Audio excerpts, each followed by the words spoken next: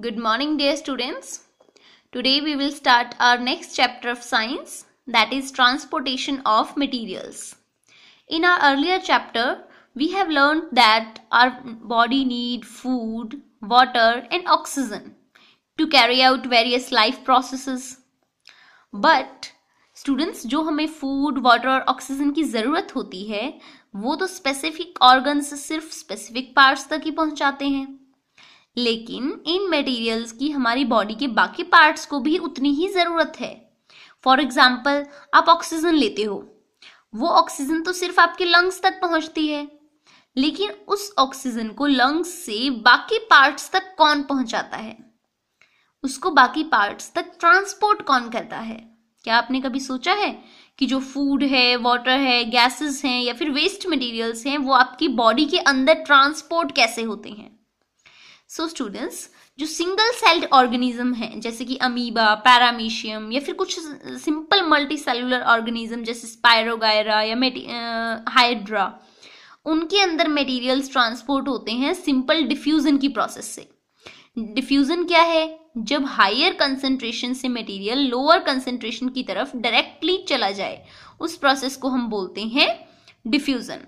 तो simple organisms के अंदर तो डिफ्यूजन की प्रोसेस होती है, बट डिफ्यूजन काफी स्लो प्रोसेस है. इस वजह से ये कॉम्प्लेक्स ऑर्गेनिजम्स में जैसे कि प्लांट्स में या फिर ह्यूमंस में ये पॉसिबल नहीं है.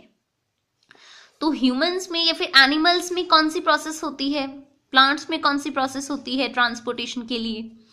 एनिमल्स में और ह्यूमंस में स्टूडेंट्स ट्रांसपोर्ट सिस्टम को हम बोलते हैं सर्कुलेटरी सिस्टम, और प्लांट्स के केस में छोटी छोटी ट्यूब्स होती हैं बॉडी के अंदर प्लांट्स में, तो उस स्ट्रक्चर को, उस सिस्टम को हम बोलते हैं वस्कुलर सिस्टम. सो अब स्टूडेंट्स हम स्टार्ट करने वाले हैं अपने चैप्टर का फर्स्ट टॉपिक, जो है सर्कुलेटरी सिस्टम. ह्यूमंस के ट्रांसपोर्टिंग सिस्टम को ही हम सर्कुलेटरी सिस्टम बोलते हैं. हमारी बॉडी के अंदर एक लिक्विड है जो सभी चीजों को पूरी बॉडी में ट्रांसपोर्ट करता है. उस लिक्विड को हम बोलते हैं ब्लड. दैट मीन्स ब्लड ही वो चीज है जो आपकी पूरी बॉडी में ऑक्सीजन, फूड और बाकी मटेरियल्स को पहुंचाता है. और किसके थ्रू पहुंचाता है? छोटी छोटी ट्यूब्स के थ्रू. ये जो छोटी छोटी ट्यूब्स होती हैं हमारी बॉडी में, इनके थ्रू ब्लड पूरी बॉडी में पहुंचता है. सो इन ट्यूब्स को हम बोलते हैं ब्लड वेसल्स. स्टूडेंट्स, हम ब्लड जो है वो हमारी बॉडी में 3 चीजों को ट्रांसपोर्ट करता है. वो 3 चीजें कौन सी हैं? Digested food, oxygen and waste products. जो फूड हमारी बॉडी में स्मॉल इंटेस्टाइन में कंप्लीटली डाइजेस्ट और एब्जॉर्ब हो जाता है, उसे ब्लड पूरी बॉडी में ट्रांसपोर्ट करता है.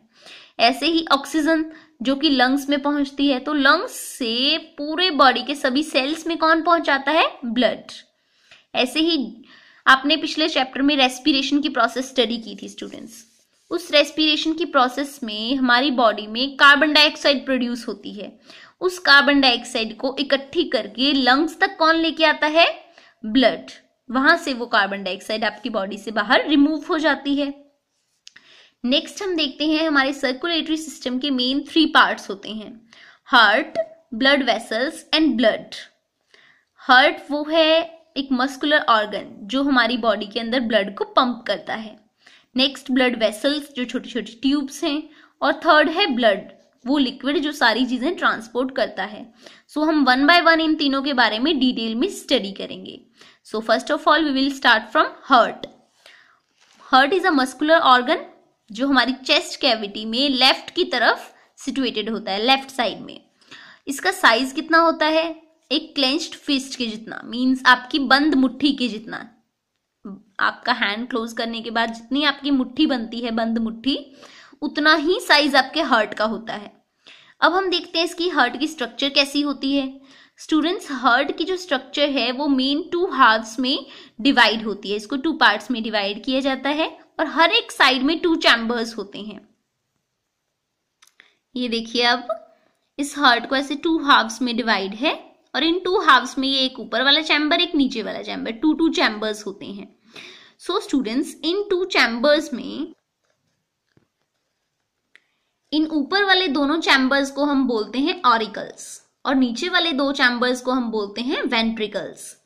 स्टूडेंट्स, हमेशा राइट ऑरिकल राइट वेंट्रिकल के अंदर ही ओपन होता है और लेफ्ट ऑरिकल हमेशा लेफ्ट वेंट्रिकल के अंदर ही ओपन होता है। इन दोनों के बीच में कोई भी वाल्व नहीं होता, मींस ऑक्सीजनेटेड और डीऑक्सीजनेटेड ब्लड की मिक्सिंग कभी भी नहीं होती है। और इन दोनों ऑरिकल और वेंट्रिकल के बीच में ये वाल्व बने होते हैं जो ब्लड को आगे ट्रांसपोर्ट करते हैं। और इसका फंक्शन क्या है स्टूडेंट्स? ब्लड को पूरी बॉडी के अंदर पंप करना, जैसे कि ब्लड की मूवमेंट करवाना बॉडी के अंदर। Is that clear students? So read this topic properly.